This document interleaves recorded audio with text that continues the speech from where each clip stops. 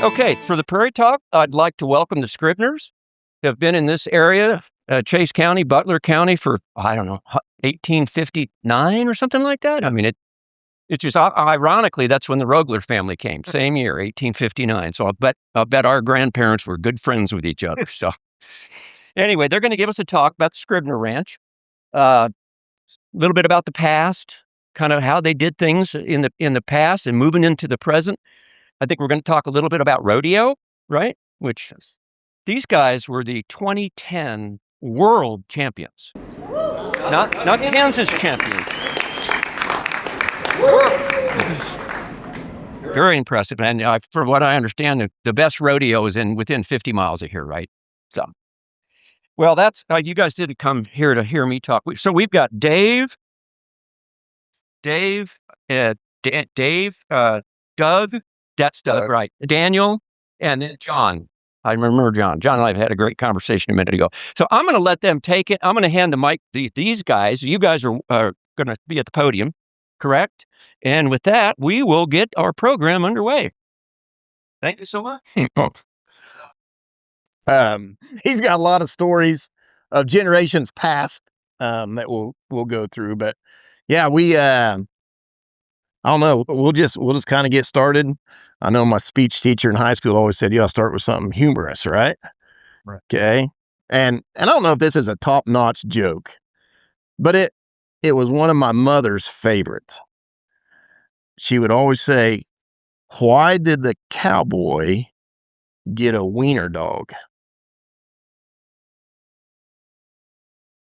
Because someone said, "Get along, little doggy." Exactly right. So that's that was one of my mom's favorite, and so we'll get going here. Okay, here's just kind of a abbreviated family tree and some rough history. A.Z. Scribner came into Chase County in 1859. So he was the first established Scribner in the area. Eventually, his son, Glick, moved into Butler County right before the turn of the century and married Esther Miller. So, and the Millers had been in Butler County since 1876. So, Grandpa, he'd like to say, we just celebrated 250 years of America, and the Millers have been there, 150 of them.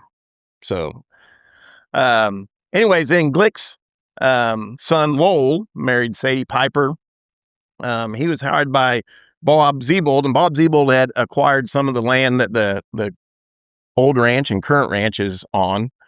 And then, of course, my father got hired onto that as well.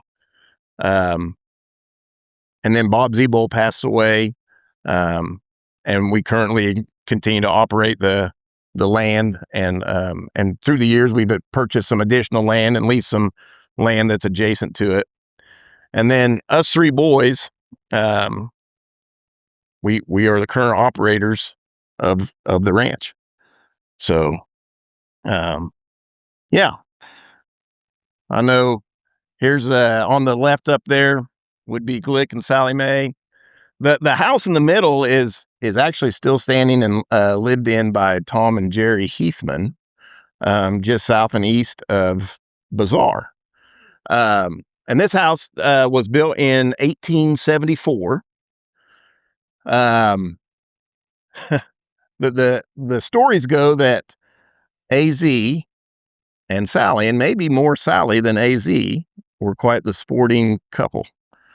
I don't know if you can see it on there, but on the headstones above the windows, on the front door were the four suits of cards, playing cards, because they like to gamble a little bit.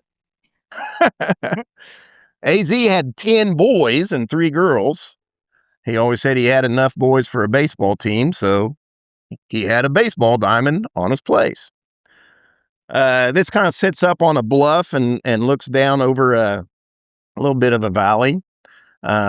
Story goes they had a racetrack so that Sally Mae could sit up there and gamble on horses racing on the racetrack. So, got any more to go with that, Grandpa? Oh, you're doing good. You're doing awful good, Doug. Really good. But no. My grandfather, he was real proud of his Chase County heritage, and of course, this is where he was born, where he grew up to. And so I know he was real proud of it. So when I got to be about 8 or 9, something like that, he loaded me up, brought me up here to.